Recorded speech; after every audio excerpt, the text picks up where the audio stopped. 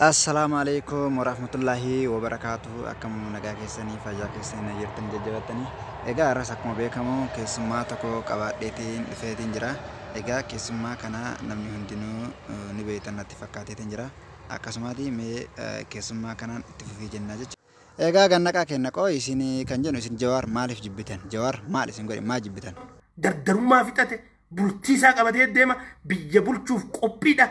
Ummata hunda ija wal qixaatiin ilaala. Oromoo saba biraa biratti uffachiisu. Okay, gannaqaa kenna kabraa hoo hafanii mee maal ta'e waan hafe mallee itti dabali gannaqi.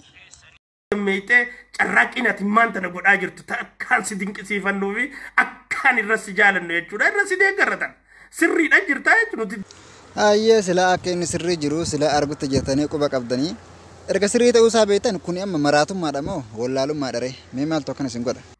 Please tun taayitaa teessanii oli. Sadarkaa teessanii oli. Ayyee gannaqaa kenna sadarkaa eenyu ture sila sadarkaa kennaa isin oli jette sadarkaa eenyu ture sadarkaa keessan immoo akkami. If danda'a deema akka keenyatti. Abbaa nuti bara of dandeenyeetuma deemutti jirra isin malee ka of danda'eetiin hin deemaatiin hin jirre isinii nuyi miti isin hin jirre. Mee Jawaar ati hoo ummata yookaan wallalee yookaan osoo wallaleen akka nama fayyaa hin qabne godhatu kanaaf mee ati hoo maal jettaan mee mallee dhaamtaaf. Ati fi warra alagaa isin wajjin jiru wajjin maqaa halkanii guyyaan walleessitanii itti jabaadha. Maqaan keenya onne ummata keenya keessa jira hin sodaannu propaganda itti bu'aa jennaan. Akkas leenca kan akka itti sagaleen keetu leenca sila bilchiginan sagalee kee kana dhageettu baarraayitee biyyaallee baduuf taate.